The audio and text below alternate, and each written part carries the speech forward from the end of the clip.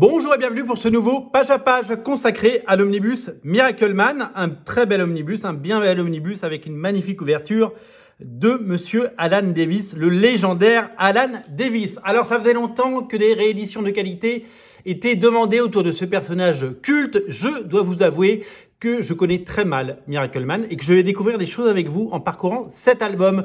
Ça ne fait pas partie des comics avec lesquels j'ai pu grandir ou qui font partie de ma culture ou qui font partie de mon passé, mais je suis curieux évidemment de découvrir tout ça, d'autant que de grands noms sont attachés à ce projet. Je me suis un petit peu penché sur le personnage pour essayer de mieux comprendre ce que c'était. Évidemment, j'ai le souvenir, comme beaucoup, que Miracleman, c'est le nouveau nom de Marvelman. Il s'appelait Marvelman, évidemment, au départ, parce qu'il n'était pas édité par Marvel Comics. Il a dû changer de nom à un moment, et puis il a intégré Marvel Comics. C'est compliqué, on va voir.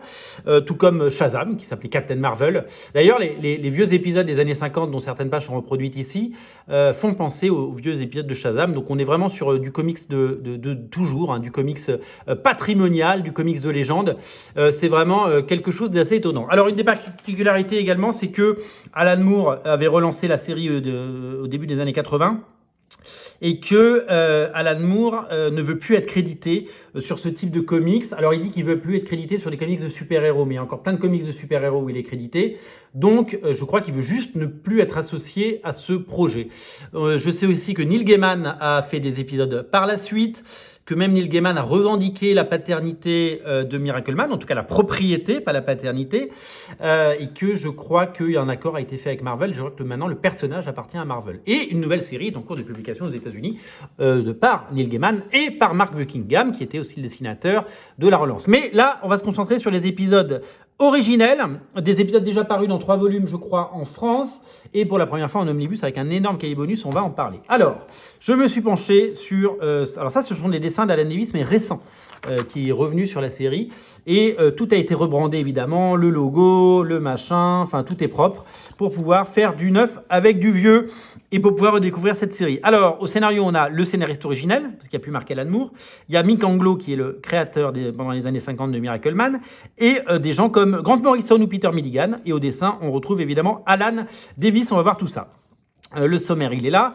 On y retrouve donc plein d'épisodes qui datent des années 80, et notamment dans le livre 1, des épisodes qui étaient parus en noir et blanc, recolorisés par Steve Oliff, et avec Mick Anglo qui fait le prologue. Donc le prologue, c'est ça, ce sont des épisodes des années 50, des pages des années 50.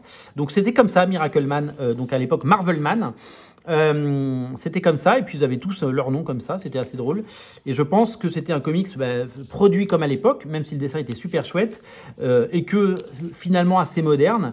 Et après, en effet, on part sur l'arrivée donc du scénariste original, avec les dessins de Gary Leach pour le prologue, chapitre 1 à 4, et Alan Davis il fait 5 à 6, comme ça on va essayer de retenir ça. Alors Gary Leach, c'est un dessinateur anglais, c'est très beau ce qu'il fait, c'est très... quand vous regardez l'anatomie des personnages, c'est super bien fait. C'est ça, c'est le talent de ces auteurs anglais qui dessinent magnifiquement et qui font des choses super. Donc, Alan Moore, il a fait ce qu'il sait faire de mieux, même si Alan Moore était très très jeune à l'époque. Alan Moore, il a modernisé le personnage. Donc, on prend le personnage des années 50 qui s'appelait Miracleman. Alors, je crois que dans les années 80, il s'appelait encore Miracleman. Il a changé de nom après, parce que pour des questions de droit. À l'époque, il n'était pas encore chez Marvel. Marvel a dit « Oh, Marvel, c'est nous !» Et donc, il a dû changer de nom. Donc, il est passé de Marvelman à Miracleman. Donc, maintenant, il s'appelle Miracleman, d'ailleurs. Hop, les logos sont là. Donc, à l'époque, je ne sais pas s'il s'appelait Marvelman ou Miracleman, mais voilà, on le découvrira plus tard. Donc là, c'est du dessin anglais très propre, très chouette. Alors, évidemment, il faut que je lise tout ça. C'est en français, bien entendu. Mais comme Alan Moore fait comme ce qu'il a toujours fait, c'est-à-dire qu'il... Il modernise et surtout, il fait passer les comics du monde adulte. Il faut savoir que pendant très longtemps, et même pendant les années 70, les comics, c'était un peu ça. C'était un peu pim pam poum, c'était un peu les gentils contre les méchants. Des personnages, les méchants étaient méchants parce qu'ils étaient méchants, les gentils étaient gentils parce qu'ils étaient gentils. C'était les Boy Scouts contre les nazis. hyper basiques, les comics. Mais c'était des aventures géniales parce que c'était des héros super forts, super costauds.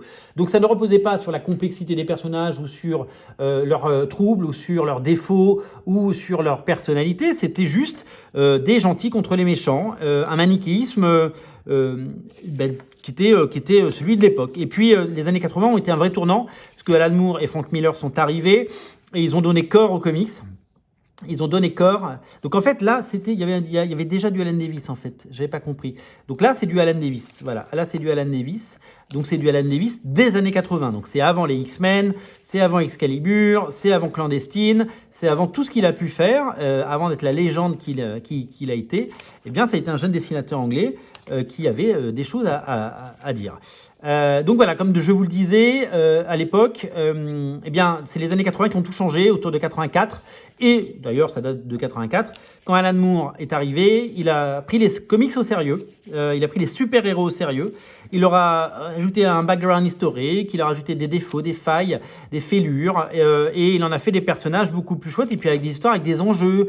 C'était pas des histoires unilatérales, c'était des grandes sagas, des choses à suivre, des choses construites. Et ça a été véritablement, ça a tout changé, parce que les comics ont changé, et puis ça a permis à toutes les générations d'après de nous proposer des choses beaucoup plus intéressantes et beaucoup plus profondes.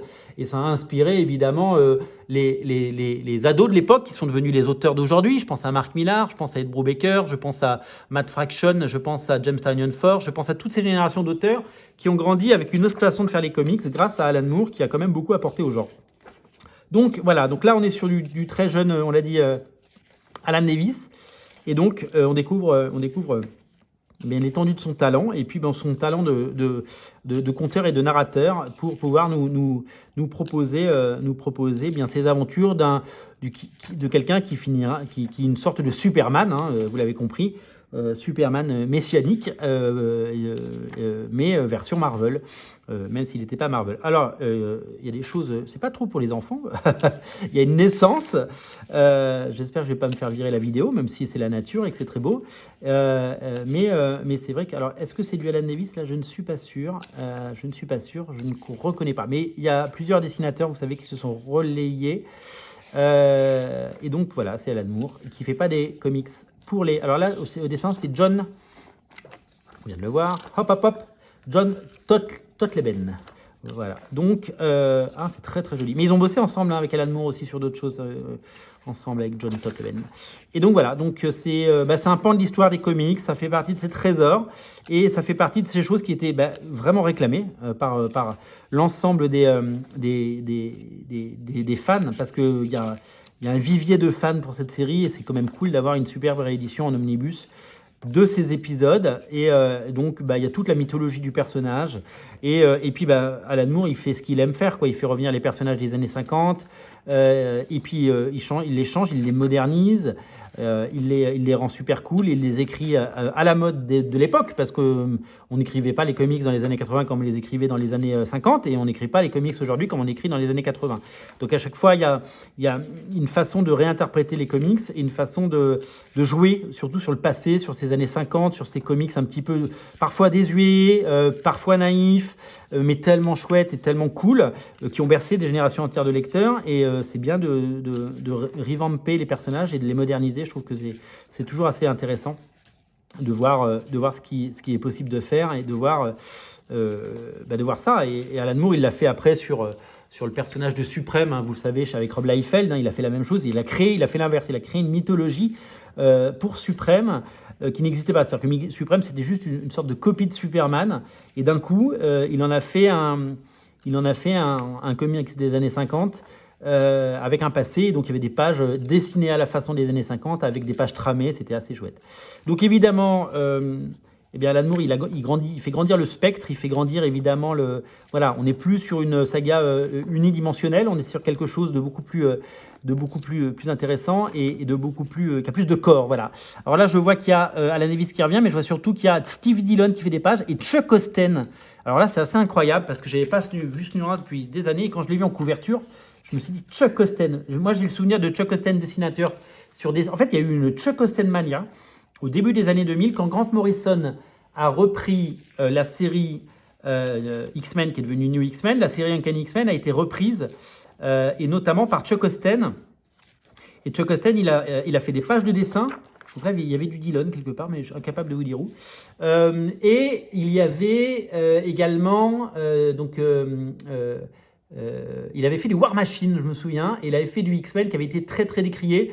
Et puis c'était une époque où Marvel se cherchait, ils avaient fait venir un dessinateur japonais de manga pour dessiner les X-Men. Je vous raconte pas, il y avait une série d'épisodes qui piquaient un peu les yeux parce qu'ils n'avaient pas pris le haut du panier, ils avaient pris quelqu'un, enfin c'était pas adapté, voilà, je veux pas me permettre de juger. Alors là, ces pages, elles sont étonnantes parce qu'elles sont signées Joe Quesada. Il y a eu un one-shot il y a quelques années pour relancer la série, maintenant qu'elle appartient à Marvel, si je me trompe pas, elle appartient à Marvel, la série, et donc Joe Quesada, qui dessine plus beaucoup, enfin si, il est revenu au dessin maintenant, mais maintenant qu'il a quitté la direction de Marvel, et après des pages par Monsieur Michael Red, et je trouve que Michael Red, c'est quand même super cool sur Miracle Man, ça match super bien. Et donc ça, ce sont des pages, voilà. Ah bah là, il y a toute l'histoire de Marvel Man. Bah voilà, je vais lire ça. Vous avez l'histoire de Marvel Man. Donc au départ, ça s'appelait Marvel Man, et après, c'est devenu Miracle Man. Et donc, il y a toute l'histoire avec la Marvel Man Family. Donc au départ, c'était en noir et blanc, comme on l'a vu tout à l'heure. Et donc, il y a des épisodes en noir et blanc qui sont reproduits. Et après, c'est devenu Miracle Man. Miracle Man, donc le personnage est né Marvel Man en 54, et après, qu'est-ce qu'ils nous disent en 82? C'est en 82 a priori qui devient Miracle Man.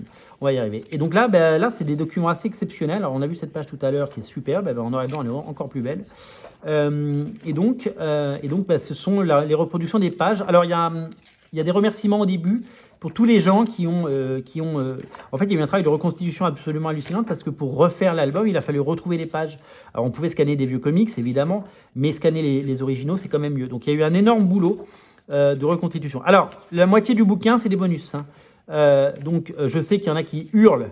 En fait, il y a toujours deux types de clients. Il y a les clients contents et les clients pas contents. Et les clients contents et les clients pas contents, ils sont contents ou pas contents, mais pour des choses différentes. C'est-à-dire que sur un exemple, un omnibus avec 50% de bonus, il y a des gens qui disent « C'est un scandale! On a payé, nous on veut des pages, on veut pas des bonus. » Et puis après, il y a les gens qui vont dire « C'est un scandale! Il n'y a pas les bonus, ils ne mettent pas les bonus. » Vous voyez, donc on vit dans ce monde-là, on vit dans ce monde où les gens ne sont pas contents. Donc, de toute façon, voilà, ça va faire des gens pas contents et il y aura des gens contents. Donc, si vous êtes content, vous pouvez acheter cet omnibus. Et si vous n'êtes pas content, eh bien, vous pouvez ne pas l'acheter. Voilà, c'est aussi simple que ça.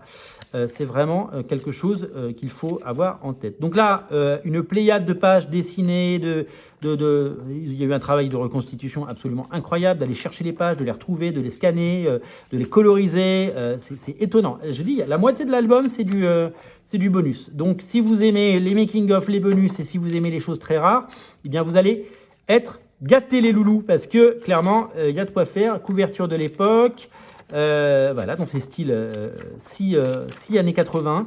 C'est un petit côté Vertigo, c'est drôle, parce que, et alors là, c'est Joe Quesada, à la fin, qui met ses pages, avec tout son work in progress. Également, Grant Morrison, en Écosse en 1984. Grant Morrison, on a l'impression qu'il a toujours été là. Je ne sais pas quel âge il a, Grant Morrison. J'ai l'impression qu'il a toujours eu 40 ans, sauf qu'il n'en a plus 40 ans, et qu'il a toujours été là. C'est-à-dire qu'il était là en 80, 90, 2000, 2010, 2020. Il est toujours là, il est toujours talentueux. Et voilà. Donc les couvertures de Quesada, Lenny New, couverture de John Cassaday, couverture de Jérôme Opena, couverture de Mark Buckingham, de Scotty Young, couverture de Gary Leach qui revenait, couverture de Neil Adams, magnifique, une couverture de Neil Adams, c'est bien, couverture de Alan Davis, donc faite 20 ans après, Arthur Adams, Mike Perkins qui sera demain au Paris Fan Festival, allez-y, c'est à Porte de Versailles, j'y serai.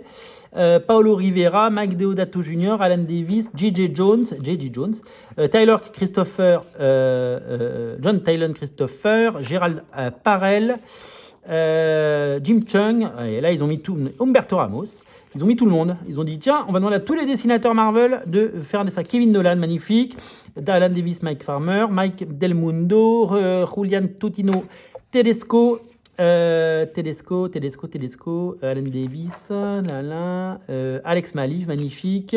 Ronnie Del Carmen, je ne connais pas. John Armitage Jr., Tom Palmer. Dal Keown, que j'adore. On dit Del.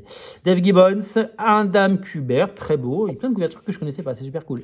Vraiment magnifique, quoi. Donc, réservé à un public averti, on l'a vu. Et puis surtout, des heures de lecture en perspective, c'est qui ça? Pascal Ferry, magnifique. Des pages comme ça qui me sautent aux yeux. Sarah Pikeli, super. Brandon Peterson, Lee Wicks. Voilà, du talent, beaucoup de couverture. Voilà, c'est très complet. Donc, si vous ne voulez pas l'album, ça ne sert à rien. Gabriel Delotto, Jeff Smith. Et voilà, donc ne râlez pas s'il y a trop de bonus, parce que les bonus, c'est la vie.